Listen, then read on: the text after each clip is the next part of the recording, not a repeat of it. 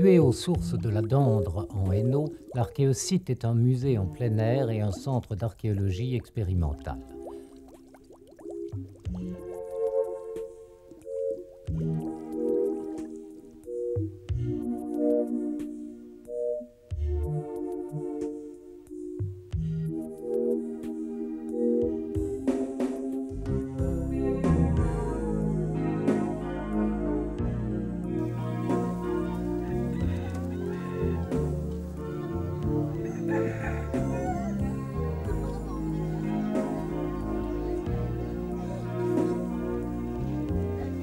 On y pratique la vannerie, le tissage, la fabrication et la cuisson de poterie, la fonte du bronze, la réduction du fer, le travail de l'os.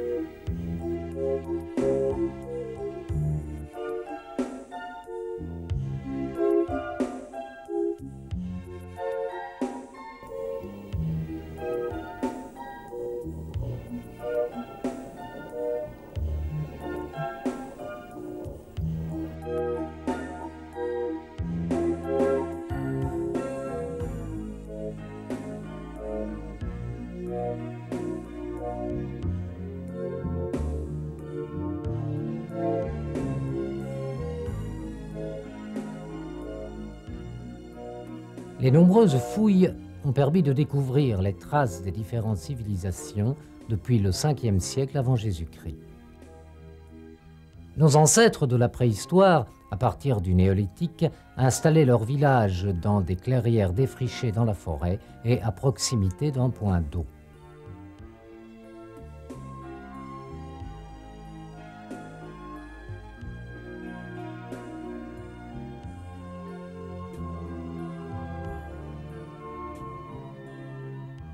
Dans nos régions, l'homme ne disposait pas des matières premières qui lui auraient permis de couler le bronze. C'est pourquoi il faut attendre la fin de l'âge du fer et surtout l'intensification du commerce pour voir apparaître les premiers objets de production locale.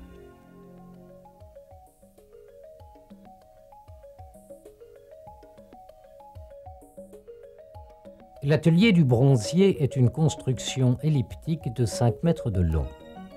Une toiture posée sur le sol protège le bas-foyer des intempéries.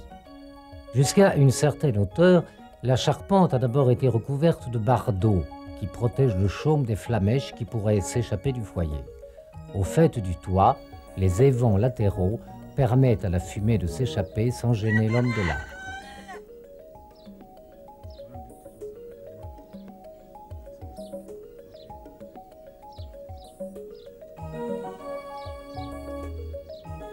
À l'intérieur, tout autour de l'atelier, une banquette d'argile retenue par un crayonnage sert au rangement des multiples accessoires du bronzier, tenailles, pinces, outils à ébarder, moules.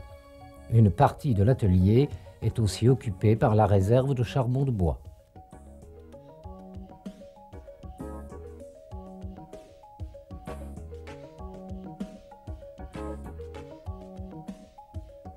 Le bas-foyer trône au centre de l'atelier. Il est légèrement creusé dans le sol et entouré de blocs de pierre. 2 tuyères, placées au niveau du sol, convergent entre les pierres. 2 soufflets en peau de chèvre ou de mouton viennent s'y rattacher.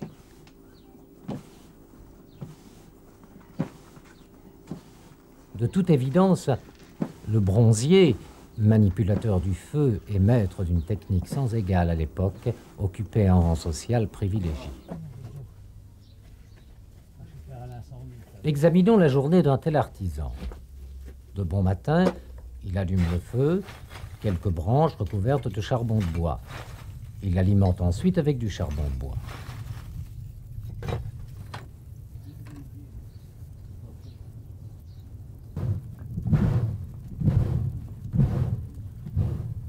Il dépose le creuset hémisphérique fait d'argile et de chamotte.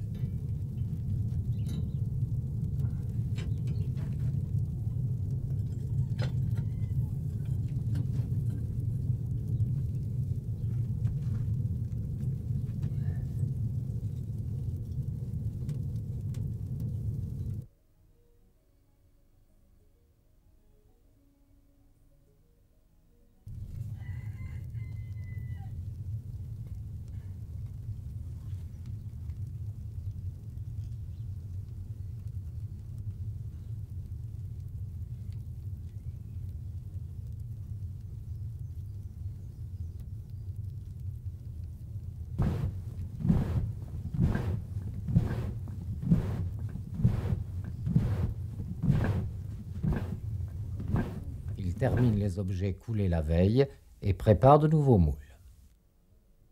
La technique utilisée le plus couramment pour la fabrication de petits objets est dite à la cire perdue. L'artisan façonne un modèle en cire.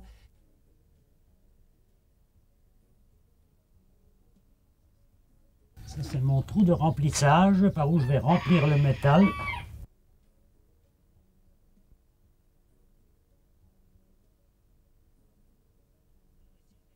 Alors ici, je vais faire les évents.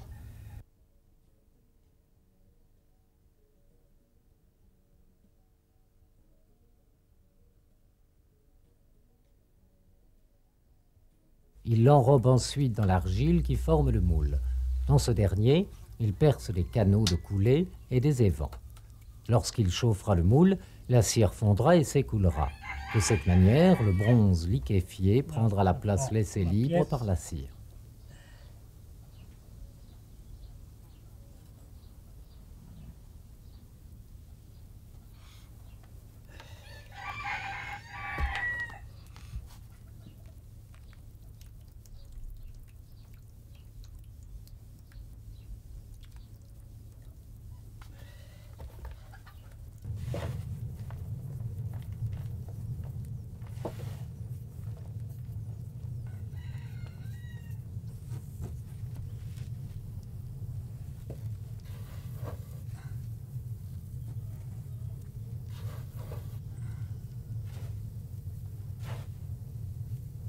Pour fabriquer de grands objets, tels que les poignards ou les épées, le bronzier utilise un moule en deux parties, dans lequel il a pris l'empreinte de l'objet à fabriquer, sans oublier de creuser les évents.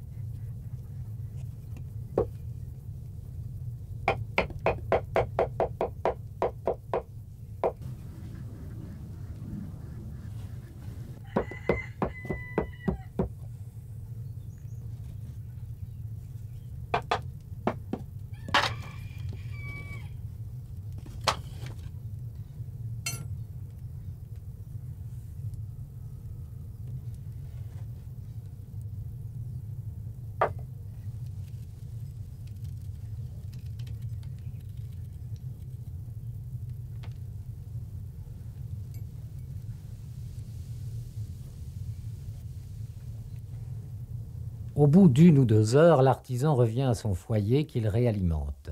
Il commence alors à activer progressivement le feu au moyen des soufflets. Lorsque les braises sont bien rouges, il dégage le creuset dans lequel il dépose les métaux à fondre et recommence à souffler et à alimenter le foyer jusqu'à fusion de l'alliage 900 degrés.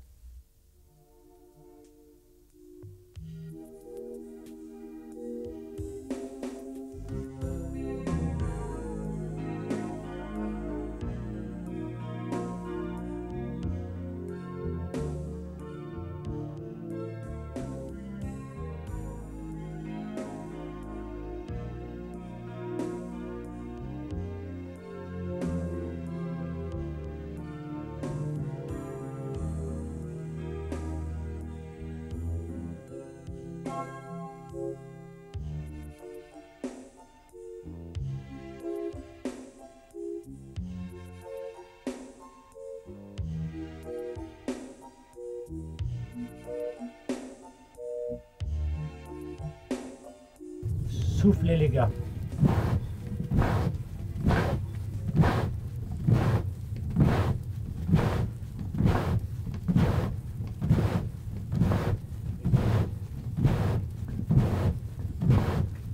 Arrivé à ce point, il dégage le creuset et coule le bronze dans le moule.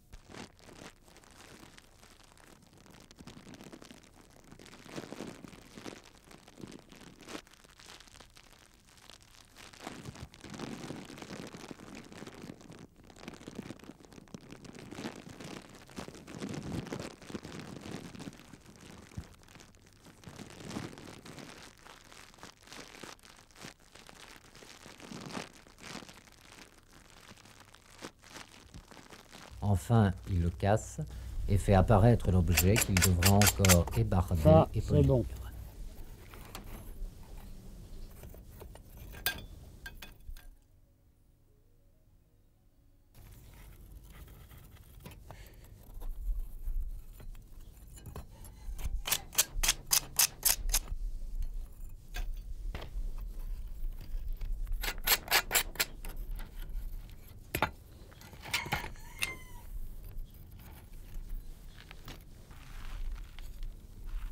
Au bout de quelques instants, il le refroidit en le plongeant dans l'eau à plusieurs reprises.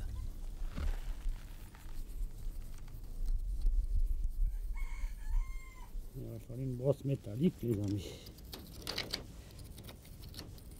Hein. Hein.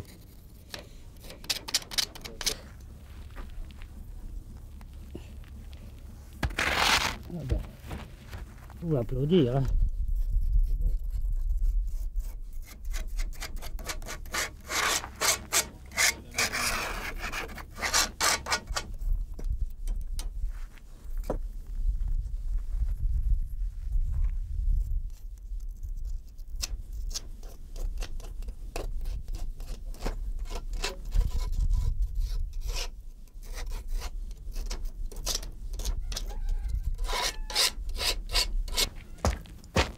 Je prends le couteau.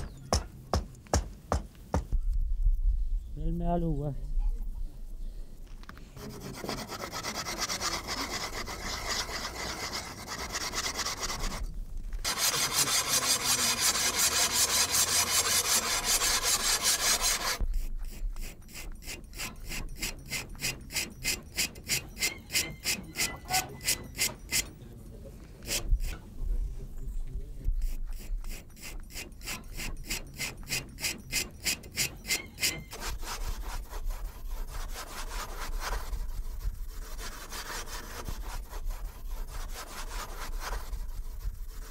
L'artisan peut répéter cette opération une dizaine de fois sur la journée.